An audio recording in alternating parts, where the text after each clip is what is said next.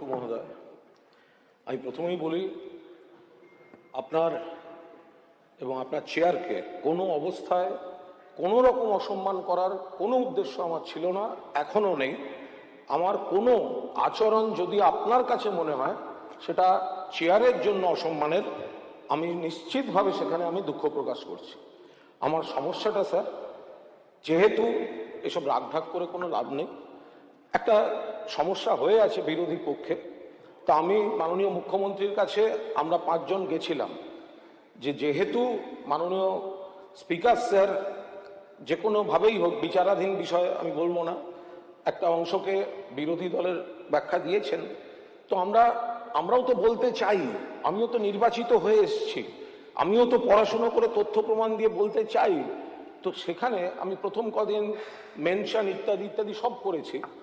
তো আমি মুখ্যমন্ত্রীর কাছে গেছিলাম, আমাদের সিনিয়ররা সঙ্গে ছিলেন।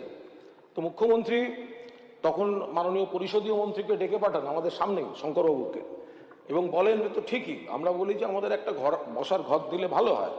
তো মুখ্যমন্ত্রী বললেন হ্যাঁ ঠিক, ওনাদের ওখানে শোভনদেববাবু, বিমানবাবুর মতো সব সিনিয়ররা আছেন, শঙ্করবাবু ওনাদের একটা ঘর দিন।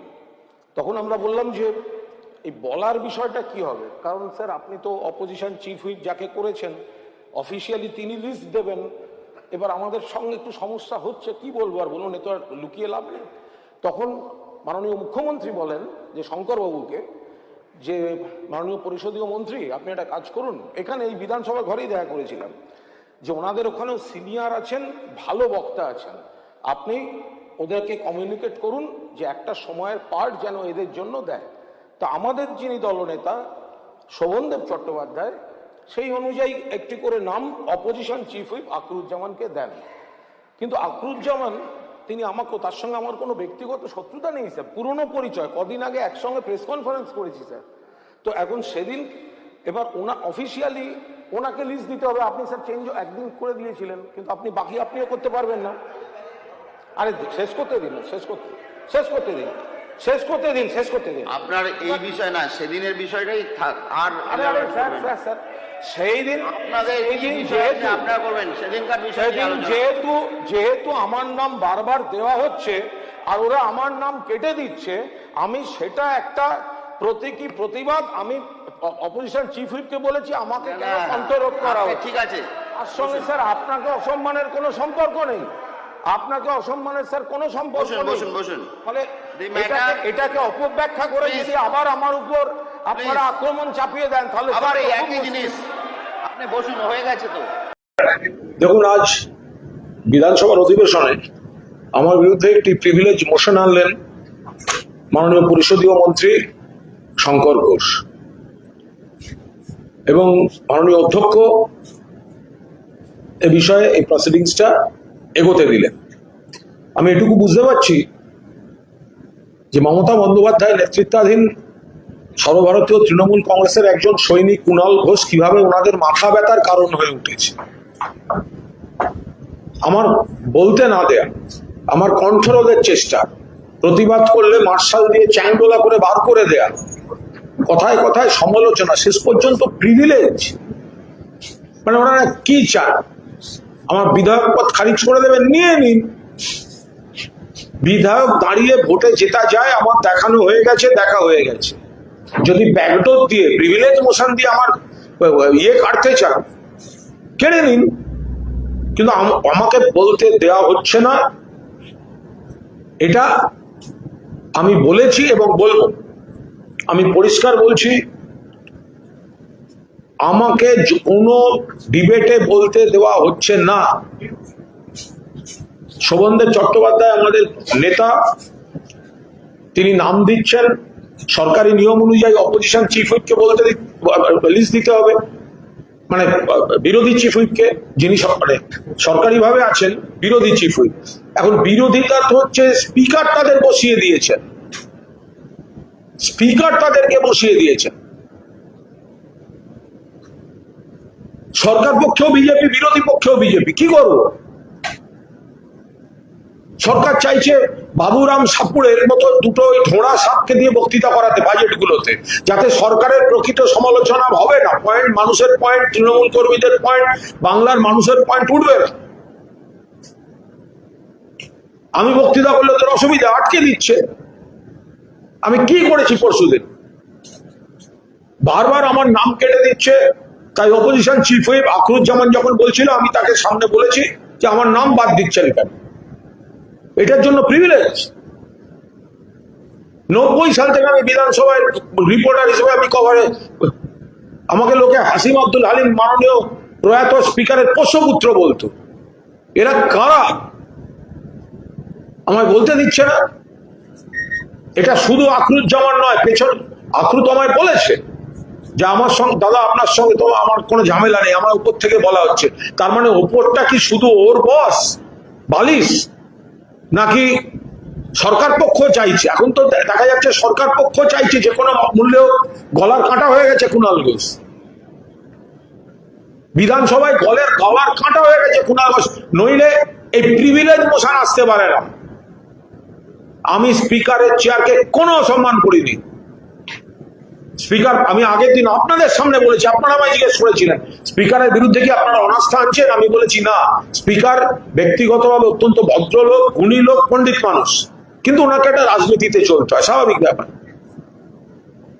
আমি স্পিকার চেয়ারকে অপমান করিনি। আমি অপোজিশনের চিফ হুইপকে বলেছি, যাকে স্পিকার বসিয়েছেন, আজকে শঙ্কর ঘোষ প্রিভিলেজ মুভ করলেন, স্পিকার রুলিং দেবেন। আমি আবার স্পিকারকে এক্ষুনি একটা চিঠি দিয়েছি, এক্ষুনি। আমি এসব প্রিভিলেজ টিভিলেজ নিয়ে লিখিনি, আমি চিঠি দিয়ে এসছি ওনার প্রাইভেট সেক্রেটারিকে, যে এক্ষুনি এটা সাহেবকে ধরান, যে আমাকে বলতে দেওয়া হচ্ছে না। আমি আজকের বাজেটেও বলতে চাই, কারণ আমাকে আজকেও আমার দলনেতা Sovandeb Chattopadhyay opposition chief whip আখরুজ্জামানের কাছে আমার নাম দিয়েছে, এবং সূত্রের খবর সেটা আবার কাটা হয়েছে। তাহলে স্পিকার, মহামান্য স্পিকার, আপনি কাস্টোডিয়ান অফ দ্য হাউস, যদি কোনো মেম্বার ডিপ্রাইভ মনে করে, কনস্পিরেসি হচ্ছে মনে করে, আপনি ব্যবস্থা করে দেবেন বলার। আমি সরাসরি স্পিকারকে এখনই চিঠি দিয়ে এসেছি, দেখবো এরপর উনি কি কি করেন। যেটা আমার বিরুদ্ধে বলা হয়েছে যে আমি হাউসকে অপমান করেছি, ভুল। বলা হয়েছে আমি স্পিকারকে অমান্য করেছি, ভুল। আমার সঙ্গে যে চক্রান্তটা করা হয়েছে সেটা কলঙ্কের, সেটা কাপুরুষতার, সেটা সামনে এই বিজেপির দালালটাকে রেখে করাচ্ছে হচ্ছে সরকার পক্ষ। কি করে হতে পারে? আমি তো বলে দিলাম, আজ বলতে বাধ্য হলাম। যেহেতু এই ধরনের ঘটনা ঘটেছে, যেহেতু স্পিকার সাহেব বিতর্কিতভাবে বালিশটাকে একটা পদ দিয়ে দিয়েছেন, তাহলে আমরা মাননীয় মুখ্যমন্ত্রীর সঙ্গে দেখা করেছিলাম এবং বলেছি আমাদের একটা বসার ঘর দিন এবং বলার সময় দিন। মুখ্যমন্ত্রী বলেছিলেন ঘর দেবেন। মুখ্যমন্ত্রী এও বলেছিলেন যে ওনাদের ওখানে অনেক সিনিয়র লোক আছে, ভালো স্পিকার আছে, ওদের সময় দিন। আমাদের সামনে শঙ্কর ঘোষকে ডেকে বলেছে। তখন ঠিক হয়েছিল আমাদের দিক থেকে কে বলবে সেই নামটা শোভনদেব চট্টোপাধ্যায় দিয়ে দেবেন। ওরা এখন বলছে আপনি যার নাম দেন কুণাল ঘোষের নাম দিতে পারবেন না, তো মহা সমস্যা।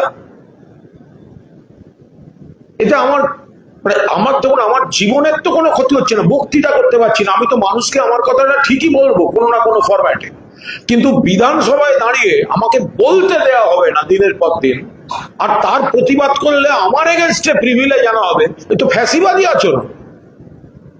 মানে আর কি কিভাবে কণ্ঠরোধ করা যেতে পারে? আমার ভাবতে ভালো লাগছে যে আমার মতো একজন সাধারণ সৈনিককে একটা গলার কাঁটা ভেঙে বসে আছে, ভয় পাচ্ছে, নইলে আমাকে আমার মুখ বন্ধ করা এইভাবে চেষ্টা করতে পারে না। কে আমি? 294 জনের মধ্যে আমি একটা এমএলএ, তাকে নিয়ে চলছে, এটা হতে পারে কখনো? আমি যদি একটা দুটো বক্তৃতা করি তাতে কার কি ক্ষতি হয়? ক্ষতি হচ্ছে কাদের কাদের? অ্যাকচুয়ালি সরকার পক্ষ চাইছে নির্বিষ বিরোধী। আমাদের বেঞ্চটা মমতা বন্দ্যোপাধ্যায়ের নেতৃত্বে, আমাদের বেঞ্চটা যারা আছি প্রকৃত বিরোধী।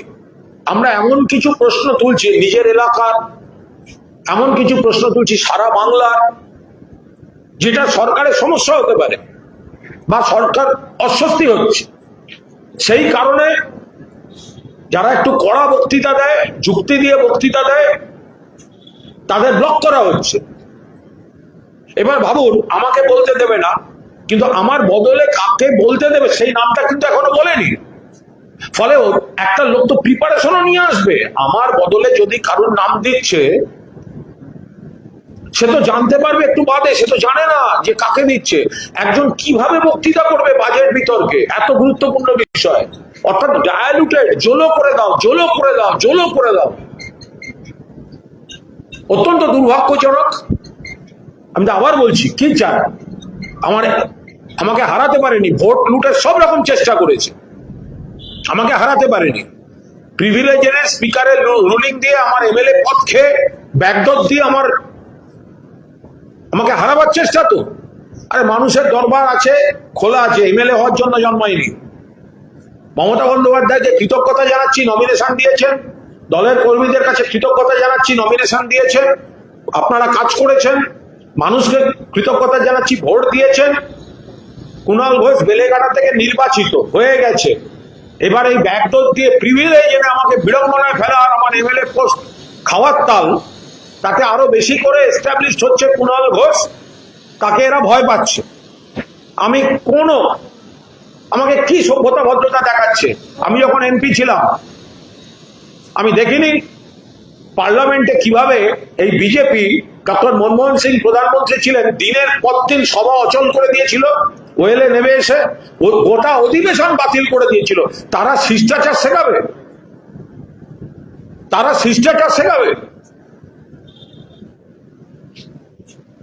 ফলে যদি কেউ ভেবে থাকে যে এই প্রিভিলেজ আসায় আমার উপর নানা চাপ দেওয়ায় আমি প্রচন্ড চাপে, আমি প্রচন্ড মানসিকভাবে চিন্তিত, আমি প্রচন্ড ভীত যে আমার এমএলএশিপ পর্যন্ত চলে যেতে পারে, তাহলে আমাকে एखोनो আপনারা চেনেন। देखिए, आज असेंबली में हमारे खिलाफ एक प्रिविलेज मोशन मूव किया parliamentary affairs minister Shankar Ghosh ने। उनका एलिगेशन है मैंने सदन का सम्मान तोड़ा और ऑनरेबल स्पीकर सर को डिफाई किया।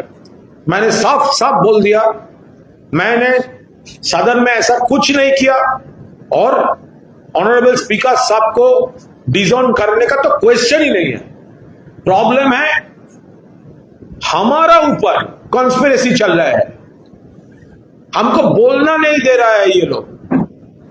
हमारा पार्टी लीडर शोभनदेव चट्टोपाध्याय हमारा नाम देता है और वो लोग काट देता है। मैंने वो अपोज किया। डे बिफोर यस्टरडे मैं वो अपोज किया। मैं क्या बोला ऑपोजिशन चीफ व्हिप को? कौन opposition chief whip? Speaker appointed, debatable है, वो कोर्ट में है केस, लेकिन स्पीकर साहब को मैं रिस्पेक्ट करता हूं। मेरा नाम काट दे रहा है, बोल दे रहा है, आपको बोलने नहीं देंगे। अगर कुणाल घोष बोलेगा तो सरकार को एम्बैरेसमेंट होगा।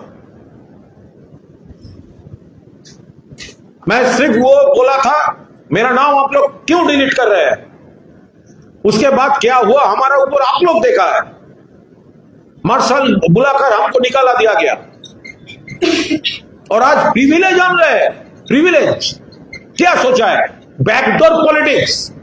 अब हमको आप लोग हरा नहीं सका असेंबली में, इलेक्शन में।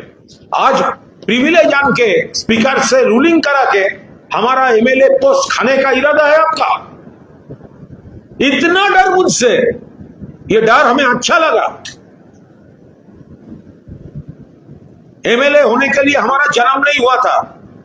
आई am grateful to Mamata Banerjee, grateful to Trinamool Congress, grateful to my को-वर्कर्स।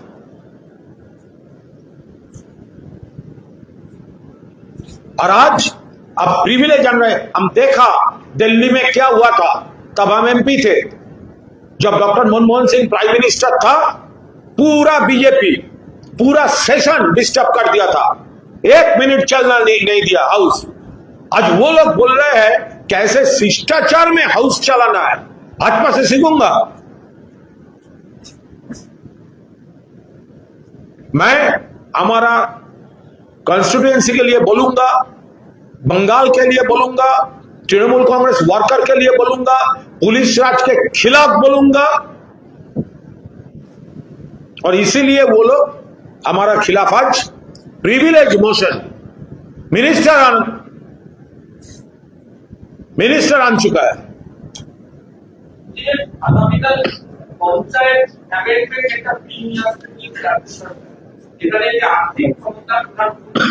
Panchayat বিলের যে সংশোধনী আনা হচ্ছে সেটা ব্যাকডোর পলিটিক্স, ঘুরপথে তৃণমূল পরিচালিত বা আজকের দিনের বিরোধী যারা আছে তাদের পরিচালিত পঞ্চায়েতগুলি দখল করার চেষ্টা করছে ভারতীয় জনতা পার্টি। এক মিনিট। হ্যাঁ, হ্যালো হ্যালো, আমি আসছি।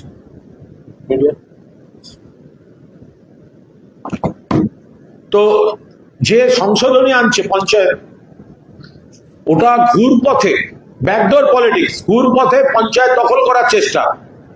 কি লিখেছেন আমি ক্লজগুলো পড়লাম। কি লিখেছেন? যদি প্রধান উপপ্রধান অ্যাভেলেবেল না হয় তাহলে অফিসার বসিয়ে কাজ হবে, গোটাটা টেক ওভার করে নেওয়া হবে, এইসব। আরে আপনারা তো আসতে দিচ্ছেন না দুভাবে। একটা হচ্ছে তারা এলেই মারছেন, আর দুই হচ্ছে পুলিশ দিয়ে আপনারা এমএলএদেরই অর্ধেককে চাপ দিয়েছেন। তো পঞ্চায়েত প্রধানদের তো চাপ দিচ্ছেন আপনারা পুলিশ দিয়ে, তাদেরকে ভয়ে দেখিয়ে চাপ দিয়ে আসতে দিচ্ছেন না। আর এখানে বিল আনছেন, না এলে অন্য যে কেউ ডাকতে পারবে আর অ্যাডমিনিস্ট্রেটর আপনারা বসিয়ে দেবেন। এ তো ঘুরপথে ক্ষমতা দখলের চেষ্টা হচ্ছে। আপনারাই আসতে দিচ্ছেন না, ঢুকলে মারামারি করছেন, থ্রেট করছেন, গায়ে হাত দিচ্ছেন, হুমকি দিচ্ছেন, আর পুলিশকে নামিয়েছেন এই কাজে। এবার বিল আনছেন, যদি প্রধানরা না আসে তাহলে কাজের স্বার্থে আমরা ওই ক্ষমতা পুরো টেক ওভার করে নিয়ে এ চালাবে। আমরা তীব্র বিরোধিতা করছি। আমি একটা জিনিস বুঝতে পারছি না যে এই বিধানসভায় আগের দিনও মুখ্যমন্ত্রী বক্তৃতা দিলেন, আজকেও এই বিজেপির লোকেরা যা বলছে, এরা তো টার্গেট করছে ধরা যাক অভিষেক বন্দ্যোপাধ্যায়কে। আরে বিধানসভার তো বা সংসদীয় গণতন্ত্রের একটা রীতিনীতি আছে। যে ব্যক্তি এখানকার সদস্য নন, যিনি আত্মপক্ষ সমর্থনের কোনো সুযোগ পাবেন না, তাকে এভাবে টার্গেট করা যায় না। আজকে বলা হয়েছে সেবাশ্রয় এই অভিযোগ, সঙ্গে সঙ্গে পরিষদীয় মন্ত্রী দাঁড়ালেন, অন্যগুলোতে দাঁড়ালেন না। তিনি বললেন কালকেই মুখ্যমন্ত্রী বিবৃতি দেবেন। সেবাশ্রয় নিয়ে আমার খুব একটা ভালো স্পষ্ট ধারণা নেই, আমি যাইও নি, আমি জানিও না, কিন্তু আমি এটুকু বুঝি যে একজন ব্যক্তিকে টার্গেট করে গোটা বিষয়টা হচ্ছে যিনি হাউসে নেই এবং যিনি আত্মপক্ষ সমর্থনের সুযোগ পাচ্ছেন না। তো তাহলে তাকে জবাবি ভাষণ দিতে দেওয়া হোক, আমন্ত্রণ জানানো হোক বিধানসভায়। আজকে একতরফা যিনি বিধানসভা সদস্য নন, যাকে টার্গেট করে রাজনৈতিক আক্রমণ হচ্ছে, তাহলে তাকে এবার সুযোগটা দেওয়া হোক বলার, তাকে বিশেষভাবে আমন্ত্রণ জানান। এটা কি করে হতে পারে যে যিনি সদস্য নন এখন টার্গেট করে আপনাদের যদি এত কিছু বলার থাকে? আরে তিনি তো এমপি, ডায়মন্ড হারবারের এমপি, লোকসভায় তো আপনাদের লোকজন আছে। তো ওখানে কোনো প্রশ্ন করুন না, যাতে ডায়মন্ড হারবারের এমপি উত্তর দিতে পারে। যিনি এমএলএ নন তাকে বিধানসভায় প্রশ্ন করে লাভ কি হচ্ছে? তাকে বিধানসভায় খুঁচিয়ে লাভ কি হচ্ছে? আপনাদের যদি সেবাশ্রয় নিয়ে কোনো প্রশ্ন থাকে তাহলে সেটা গিয়ে লোকসভায় করুন, যেখানে অভিষেক রয়েছে। যে নেই তাকে আপনারা টার্গেট করে বিঁধবেন। এই রইল, এখন পরে আসছি।